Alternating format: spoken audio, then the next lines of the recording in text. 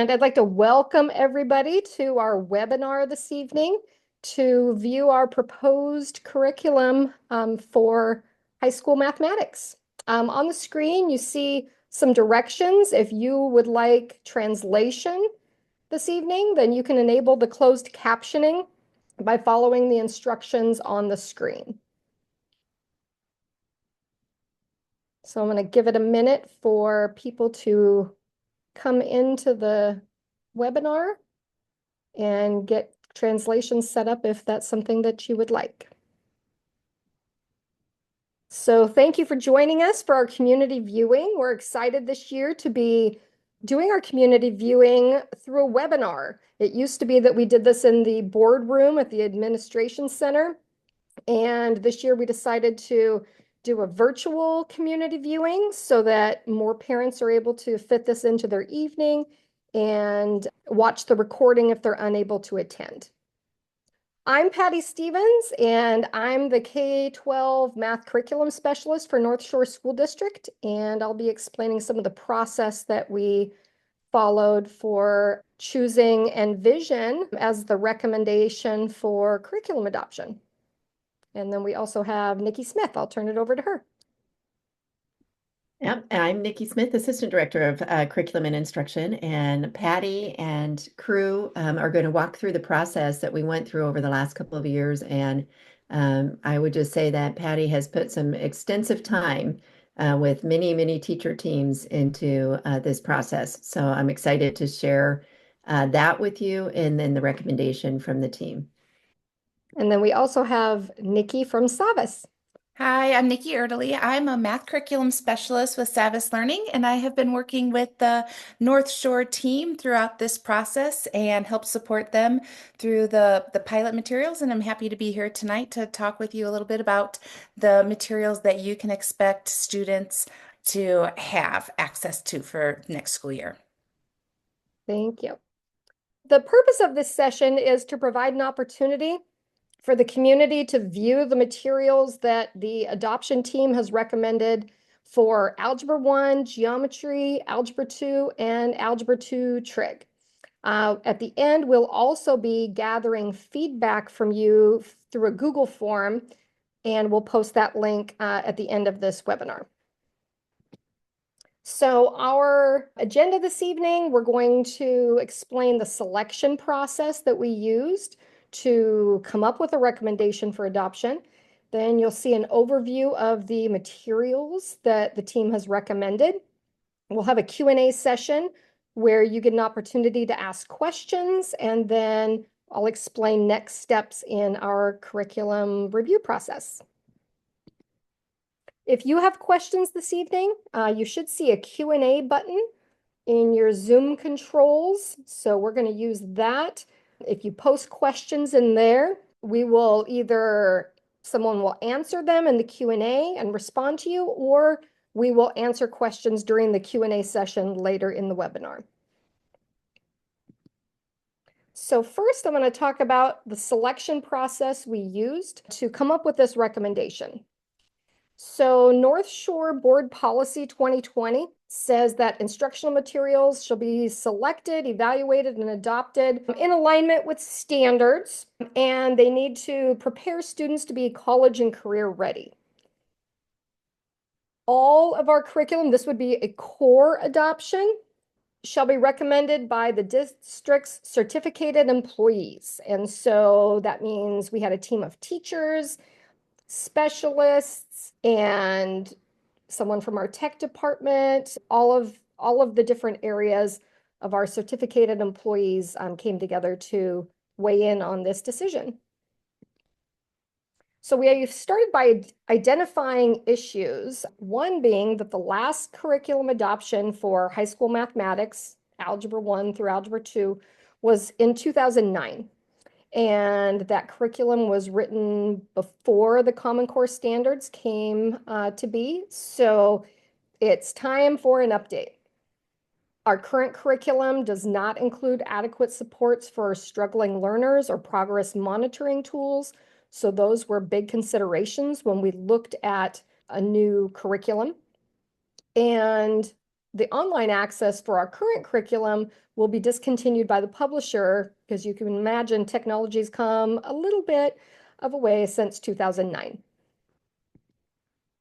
So our selection criteria was alignment to standards. It was important to us that the curriculum is aligned to the content standards of the Common Core and preparation for further mathematics, and that it also is aligned to the standards for mathematical practice, which describe how students engage with mathematics. We also considered the guiding principles for excellent mathematics programs written by NCTM, which is the National Council for Teachers of Mathematics. And the 5 main criteria were teaching and learning.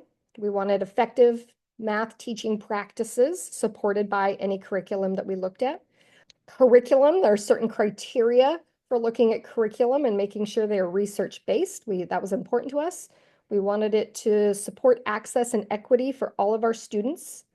We wanted effective implementation and integration of tools and technology, and we wanted assessments that would help us meet students' needs, identify their needs, and provide guidance about how we can support them. So our selection process actually began in 2022. We established our criteria as a team. We then had publisher presentations from about 7 different publishers and had an initial screening of those. From there, we narrowed it down to 3 different programs that we wanted to research further, did some further screening, and then the team selected 2 programs to pilot, one of them being Carnegie Learning, the other being Savvis Envision. This process was put on hold during the 2023 and 24 school year, so last school year, due to budget concerns. But then this past fall, began piloting. So pilot teachers were trained prior to the school year, and then we did our first pilot of Carnegie Learning. Our second pilot then was for Savvis Envision, and the team came together March 7th and reviewed the pilot data from both pilots and made a recommendation that the team recommended Savvis Envision as the program to be adopted for the following school year. So right now we're at the community viewing phase and gathering feedback from all of you. And then we will be presenting the team's adoption recommendation to CMAC, which is our Curriculum Materials Adoption Committee, on April 21st. So that's kind of an overview of our process. And now I'm going to turn it over to Nikki from Savvis to be able to give you an overview of the curriculum. Great. Thank you so much, Patty. And actually, would you go back to the last slide that we were still on so I can talk to that I just would for be a moment? happy to. And then I'm going to actually go live into our Savvis Realize platform, and that's where Envision Math lives. But to let everyone know, with this brand new adoption, long time in coming, and getting some really high quality instructional materials into the hands of teachers and students, as Patty said, that are aligned to the standards, to let you know that the program actually can be taught 100% print, 100% digital, or anywhere in between. So depending on what particular teachers end up leaning towards, you can expect that students will end up having some paper pencil assignments. They might be doing something digitally. The Savvis Realize platform integrates with Schoology, which is the learning management system that North Shore uses. So students will be able to access things through that. But really with that, to let you know again, that it can be a combination of print and digital materials. Thanks, Patty. I'll go ahead and start sharing then. So here you have actually, I am displaying a student dashboard in our Savvis Realize platform, and that's where the Envision Math program lives online. I'm going to show you a few different things in here that you can expect that your students or the teenagers in your care will have access to, and supports that you will have at home. So I went into an Algebra 1 book that we were in here, and the first thing that I want to point out along the left-hand navigation bar, you can see this family engagement button. Like these are pieces that students will have access to all of the time. I have this actually opened in another tab here. Just double checking, Patty, I switched screens. Is that right? Okay. Thanks. So with this, you will have access to our family engagement website. So it's a support place for students and families to go to. No password required. You will have access to this all of the time. It opens up to this main page, and you can end up learning more about the Envision resources even in here. So you can see some of those pieces to expect your students or the teenagers under your care that they will have access to. You can also see the content standards if you want to dig into that piece. But really, the most important place I think for you is going to be the topic and the lesson support. For us, topics are like chapters. So when you hear me use the word topic, think chapter or unit. But you'll get information about what students are learning in every single topic. So a little bit of connection between real world things at home and what is happening in the classroom. But more importantly, you're going to have lesson specific supports. So if you are trying to support your child in learning some of the materials, you can go to this website to get some support in user-friendly language. You see the lesson objectives, then you're going to end up seeing some links that are in here. And these are going to go out to virtual nerd tutorial videos that align specifically to that lesson so you can get walked through some of those math concepts that students are learning. You've got links to academic vocabulary too, because we know that a lot of times that's what trips up our students is learning that new math vocabulary.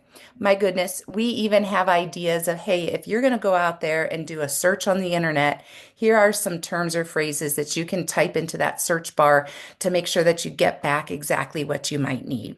So, we have that family engagement website for the Algebra 1 materials, one for geometry and one for Algebra 2, and you'll have access to that all of the time. I'm going to hop back over to the Savvis Realize platform where we started out, again at a student dashboard. So even showing you some of the things that students will have access to. First, I want to point out the tools icon in the top right-hand corner. And in there, students will have access to some different virtual manipulatives under the math tools. I think this one has to open into a new window. So there's interactives that are in there that they can get to help them really see the math. Okay, hopping back to the Savvis Realize platform here. And again, going to go back under that tools icon. So we just looked at the math tools. There is an audio, visual Spanish English glossary that's always available to them. And then quick buttons out to the different Desmos graphing calculators. Maybe some families are used to or know about Texas Instrument graphing calculators that might be used in classrooms, but a lot of places have been switching to the Desmos because that's available to everyone. And even if they end up taking some ACT or SAT online, those Desmos calculators are embedded into those high stakes tests. So we have all of those tools available to the students. Okay. The next thing that I want to point out, besides that tools button, is the e-text button. So in the classroom, students will have access to those hard copy student editions, but always online, they're going to have access to a student edition e-text and an interactive student edition. And you'll notice also that they're going to have access, if they need it, to a Spanish edition. So if I were to jump into, I'm going to go into the actual student edition, and I have this opened up already in another tab just for loading things. Okay, so we're looking at a page at the beginning of a lesson in an Envision textbook. So with this, some of the things that I wanted to point out, the tools that students are going to have available to them is anywhere in this e-text, and this is downloadable, so you can access this offline too. I think I saw a question even if, if for some reason you don't have internet. So if a student highlights anything, you're going to see that this pops up. So they are able to annotate and highlight and take notes, and it's going to be saved for them so that they can access that. We also have text to speech. Right. The puzzle. And probably more important is the translate feature. So under the settings, here are all of the different languages as I'm scrolling through that we can end up translating into, and you can see that many of them are audio supported as well. So even if I look at that and I hit the magic translate button, whatever I highlighted is now going to be in that language that we set, and it can go to speech. Prueba el rompecabezas con 6 números enteros diferentes. And Haz cada notice número that, que pruebes y el trying to pause, okay, it's not just a computer generated voice in there. We actually hired voice actors to be able to show that. So a fabulous tool for students to be able to use in here.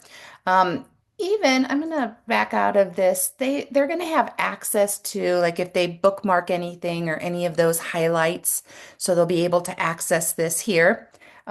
And also underneath the settings for the accessibility features, if they need to change font size and different things like that, they have access to that as well. Okay, this totally mirrors what's going on in that hard copy student edition that they have access to in the classroom. The other piece that we have with our Envision program on Savvis Realize is an interactive e-text. And just like the word denotes, it's interactive. So teachers might end up leveraging this piece and assign some things out to students, or students can go into their interactive book. I went into the same lesson that you were seeing in that flip e-text. And you can see here I've got some vocabulary pieces available to me at the start of a lesson. Okay. I can use the next button to get to the next pieces.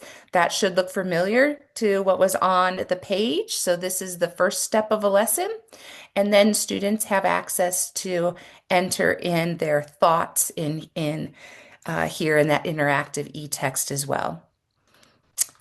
From that, they've got those examples, and notice with the interactive piece, a lot of times it's going to give them some different hints or different things to go in there, communicate precisely. And then always after examples, students are going to have access to try-its, and then they've got this notebook. The other way to navigate besides the buttons on the bottom is using the left-hand navigation bar. So I could totally jump to example 3 if I wanted to.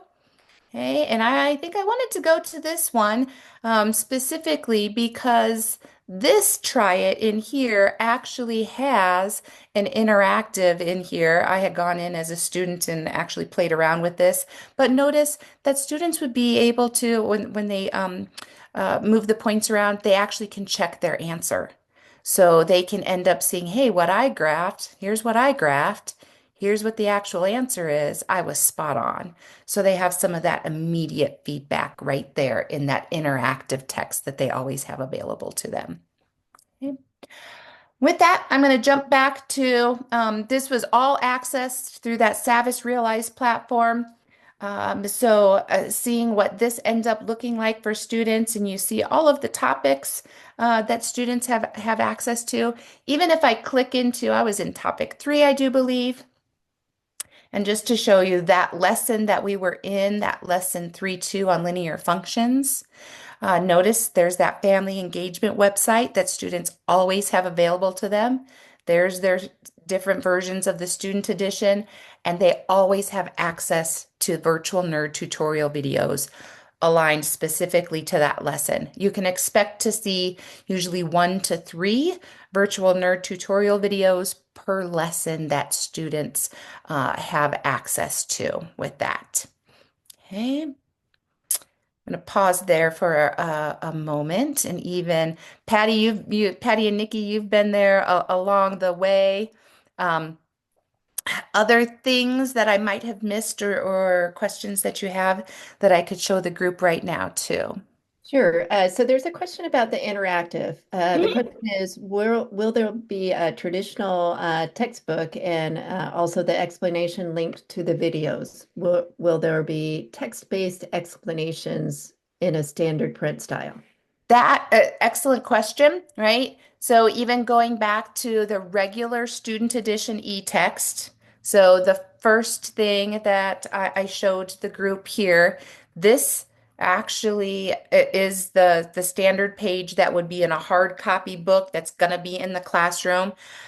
Patty, help remind me. I do believe we are having class sets of hard copy student editions in the classroom. Yes, so the recommendation has been classroom sets of traditional books as well as online access for all students. hmm And so in that traditional book, they have those examples worked out so they have access to all of those pieces. Even if I flip to the next page, you'll see more of those examples that are stepped out.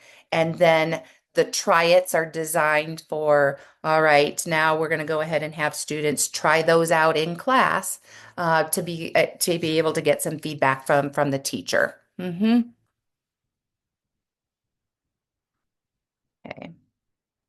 So Nikki, one other question I've seen a couple of times is access to answers. And I know that the textbook itself doesn't have the answers to the odds, but hmm in tools, I know there's a way that I can print answers.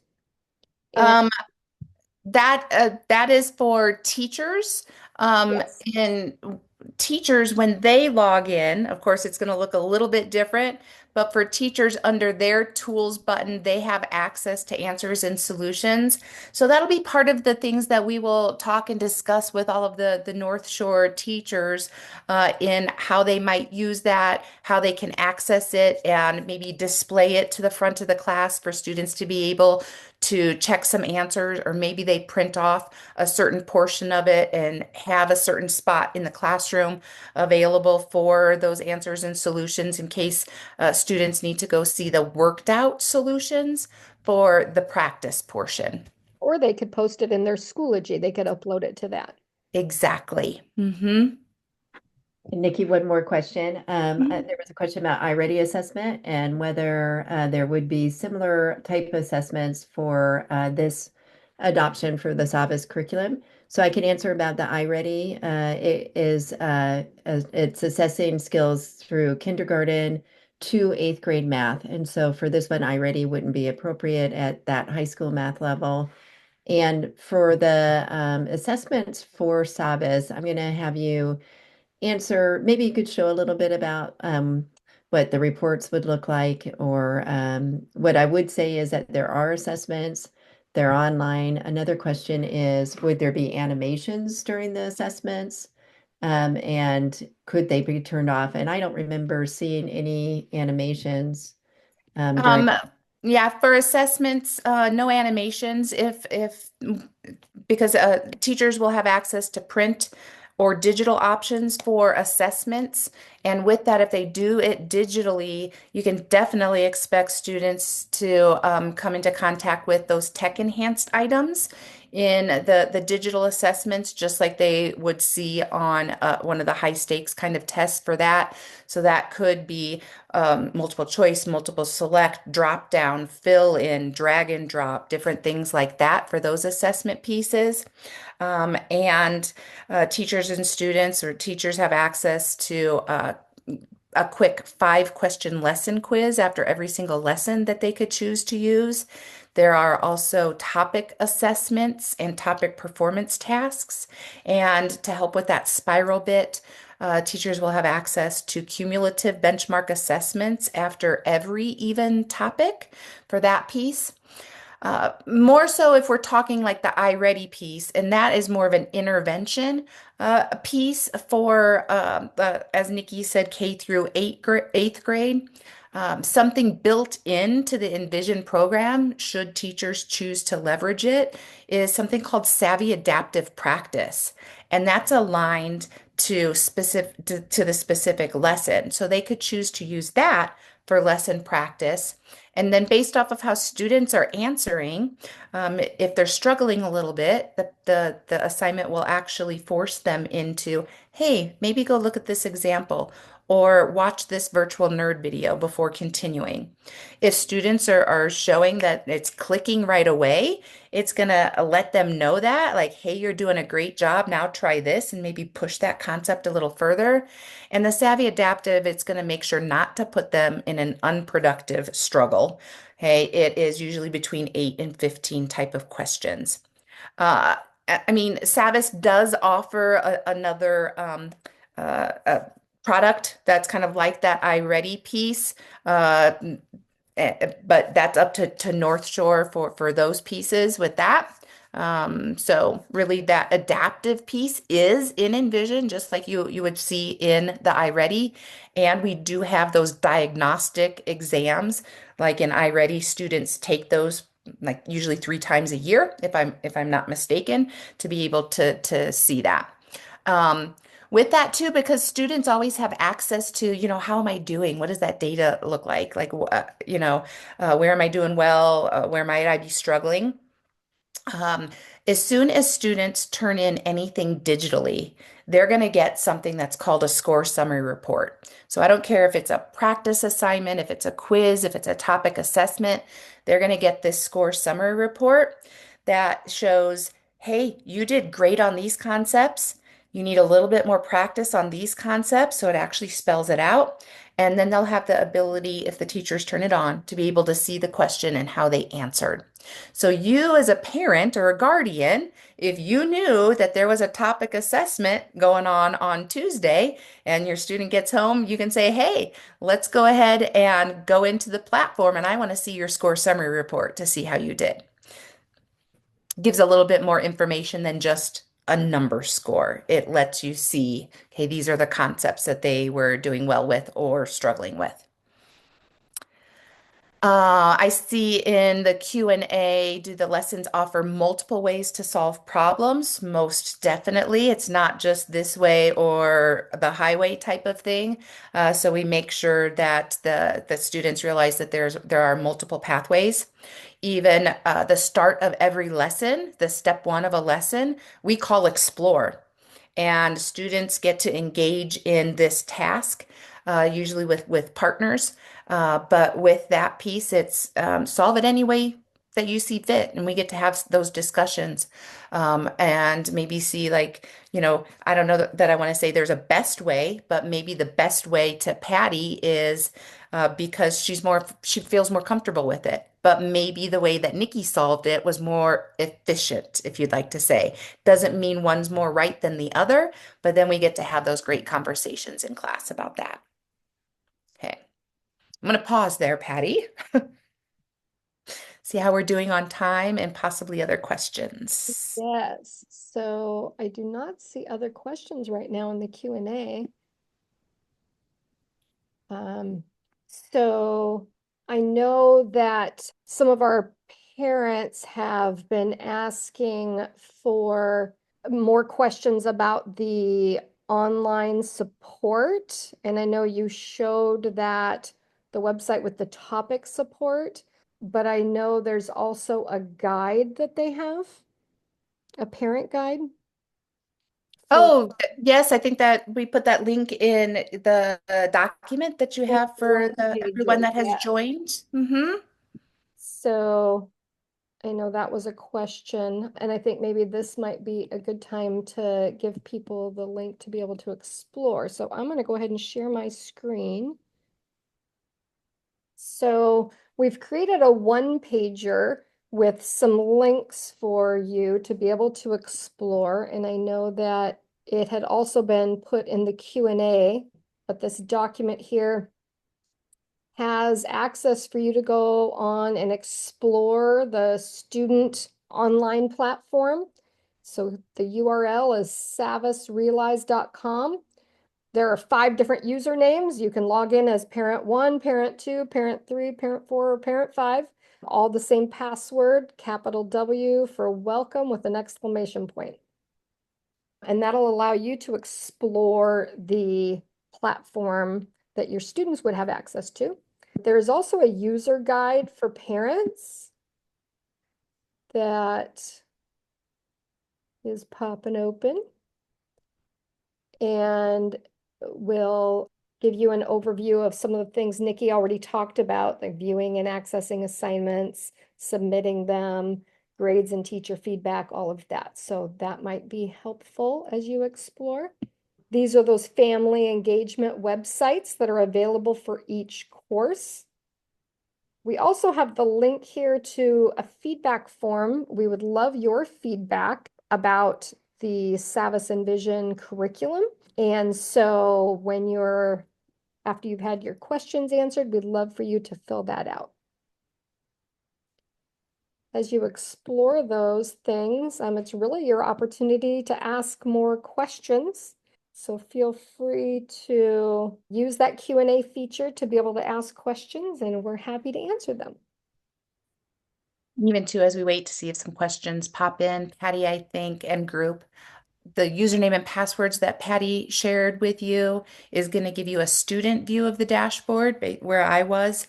I'm going to go in, and I hadn't yet, but it feels like a good idea to go in and actually make some assignments from the teacher's end so that you can go in and see what it would look like if that quote student, when you log in as parent 1, if that student had an assignment for you to go in and click in and see that experience of something.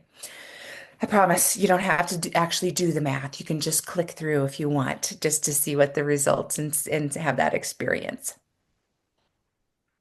Yeah, so I see a question in the Q&A. I'm just going to go ahead and talk about. Matt asked how many curriculums were considered and what metrics were used to select this one.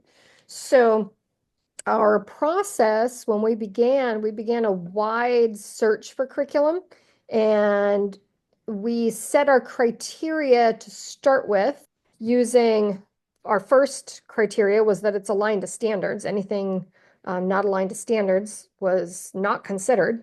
And part of what we used to do that was looking at EdReports, which is a website where they do curriculum reviews. In addition to EdReports, we also looked at a few key state departments of ed that actually do curriculum reviews. Washington State is not one of those. And so OSPI does not make curriculum recommendations, but Oregon Department of Ed does. So does Louisiana. And those are 2 that really do a thorough review.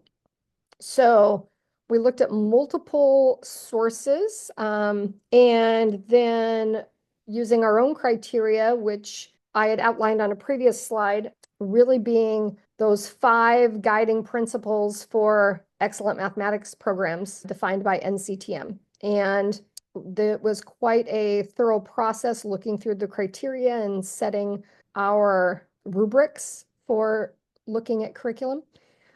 Once we had narrowed it down to 8, then we invited the publishers to present to the team so that we could learn more. So we did that, and the team used the rubrics to evaluate instructional materials, and they narrowed it down to 3 programs that they felt that they wanted to learn more about. So then they looked more in depth at those and narrowed it down to 2, again, using those rubrics. So when we piloted, we gathered feedback from pilot teachers, obviously, but also parents and students in the pilot classrooms. And I'm happy to share the questions that we asked of those of parents and students and teachers if you would like more information about that. It's a lot to put in a chat answer, sorry. Another question here, if a student wants more practice problems on areas of weakness, what's the easiest way for them to find their weakness? And how do they find problems to work on that weakness? I know in the materials, what I love about the assessments is that it gives a blueprint for the assessment that is aligned to standards and actually then provides a resource. It tells me where in the review skills and practice I can go if I need more practice with problems like that. It also tells me at the end of a lesson, if I take the lesson, if I'm a student and I take the lesson quiz, based on the results of the lesson quiz, there are supports if I need remediation, I need some reteaching to build some understanding, or if I just need more practice, maybe I'm making small errors, but I need more practice to solidify that understanding from the lesson. Or if I need enrichment, I've got it and I need to deepen my learning. So I know all three of those options are available for every lesson. But Nikki, you might have things to add to that as well. Yes, depending on how teachers use the platform, there's also a capability that when the students take, say, like a lesson quiz, that teachers can automatically have the platform assign out some differentiation pieces to students based on their particular score. So that means as Patty takes that quiz, she finishes it, she turns it in digitally online, then she goes back in and looks at her assignments, and she's going to see an extra piece aligned to that quiz for her to go in to work on. So we have that as well. Okay. And then normally too, even depending, like if teachers are using the print material to assign practice problems, usually a practice and problem solving set is like 40 plus questions, and teachers don't use all of those. So you can go back in to the textbook and find another similar question to that to get to get that extra practice that you might be looking for. Love that question. And Nikki, I see another question here. I think this is about online assessments or assignments. If you don't match the exact format, the system will mark the answer wrong. So, when it's like probably a short answer type of question and you type it in and maybe the answer table expects a certain answer and they might type something that is correct, like maybe my equation of a line is y equals 2x minus 3, but I type y equals 2x plus -3, and we all know they're the same, right? Might not be that exact question, but I do know that a couple people have commented on that. So do you have a suggestion for that? With that, it's one of those, I don't know if it's a catch-22 type of thing. Like when you do things digitally, that AI piece is wonderful and can provide that immediate feedback to students. Let's be real, save teachers some time too. This is where I always say pay attention to the prompt. Because with that piece, a lot of times it does say, specifically how they do want students to answer. So in that case, they do have to attend to their precision to be able to do that. This is where we always suggest to teachers also that you have students turn in that hard copy of their work so that they can see it, so that they could go back in and check because they'll have that capability online to see what questions were missed, to see how students entered in, like Patty was talking about, those would be ones that they had to enter in to see any possible discrepancies to be able to award points back to students in that case. Okay. I do see the question in the chat about how the platform addresses AI or other types of cheating. As of right now, I can tell you that we do not have a lockdown browser. That has been one of, I call them teacher wish list items that has been put forth to our platforms team. And the North Shore teachers are going to have access to that wish list that they can start putting those things in as well. That is something that the platforms team for SAVIS is considering. I can't tell you if it's going to be something that comes to fruition, and if it does, that timeline could be fluid in that case. So those are those classroom conversations that teachers have with their students. Patty, anything to add to that? I do know that's a wish list, and I think AI is very interesting, and also we want it to be used responsibly. Mhm. And I, as a teacher, definitely want to know what my students know and understand and are able to do related to the objectives of our course. I already am pretty sure AI can do it. I don't need to know about that. So I want to be able to get answers from my kids and know that AI wasn't a factor.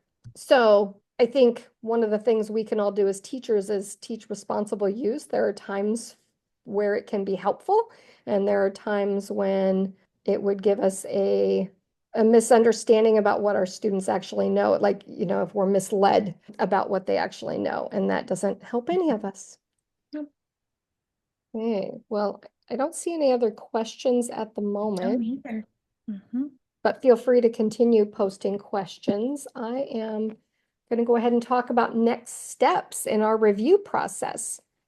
A recording of this webinar will be available on the district website, on the math page of the district website. If you go to nsd.org, you can get to the math page if you have not been there before by going to In Our Schools and subject areas, and then you'll see mathematics as one of the subjects. There's a red box at the top of the page right now that was announcing this webinar. Right there. And right here is where we will also post a link to the recording. We have a feedback form that we would love for you to fill out. Again, it's in that one pager that we had posted in the chat. And if you click on that, it'll take you to the Google form where we're going to ask some questions about who you are, and then some questions about the curriculum. If you have feedback this evening, feel free to share that. If you feel you need more time to be able to look at the curriculum, since you have that online access to be able to take a look, then feel free to do that. We will be looking at the feedback to present to the CMAC committee, the Curriculum Materials Adoption Committee, when we meet with them on the 21st. So I ask that you complete the feedback form by Friday, April 18th. Patty, there are a couple of questions in the Q&A that are more North Shore. If the Envision program is okayed by the board, are all of the North Shore high schools using it, or any that won't? If this curriculum is adopted for Algebra 1, Geometry, Algebra 2, and Algebra 2 Trig, which is the recommendation, then this would be the curriculum used for those courses in all of our secondary schools. So that includes our middle schools and our high schools. Okay. And then I see the second one. Do we have to change the math curriculum if the current one works fine? I would see no reason to change the math curriculum if the current one works fine. However, we have some things that are not working fine about our current math curriculum. One of the things is that the online access will no longer be available because it was a curriculum built in 2009. So in this day and age, our students need online access to instructional materials. Another problem is that it doesn't have the features that really support our students who need better access and more support, our multilingual learners. There are a lot of features missing from our curriculum that was built in 2009. Did you have And alignment too, right, And then Patty? the big one Because is, yes. because of the timing. Yeah. So Common Core standards were released in, I believe, 2014. We were reviewing them in 2011 and 2012. And then they finally got released in 2014. So all of that was after the curriculum that we currently have was published. And so it was published pre-Common Core. It is not aligned to Common Core. And I know there were topics in algebra then that are still topics in algebra now. I realize that, but there are definitely things missing from the standards that are not in our 2009 curriculum without being supplemented. And I have to say thank you so much for everyone who took the time to join us this evening to learn a little bit more about the Envision Math program that lives on Savvis Realize that is going to be going towards the board. We so appreciate that you took the time to join us this evening. Yes, thank you very much. I think this has been great. I saw at one point we had 42 people attending, which is a much better attendance rate than our usual curriculum community viewing when we hold it in the boardroom in person. So that is fantastic. Otherwise, I think that is all that Patty and I had to offer the group. So if you've got what you need and no other questions, feel free to go enjoy the rest of your evening. Again, we thank you so much for joining us. And speaking from the whole Savvis family, we are very excited to partner with North Shore and have you part of our family as well. For those who were wondering about next steps, like I said, we're going to be presenting the recommendation for adoption on April 21st to CMAC. And then pending that approval, we'll be presenting to the school board in May. And then pending the school board's approval, we would be implementing the curriculum in the fall at our secondary schools in our Algebra 1, Geometry, Algebra 2, and Algebra 2 Trig classes. Okay, well, thank you so much for attending this evening. And we're going to go ahead, if there are no other questions, and close the webinar at this time. But we thank you and look forward to getting your feedback. Thanks. Good night.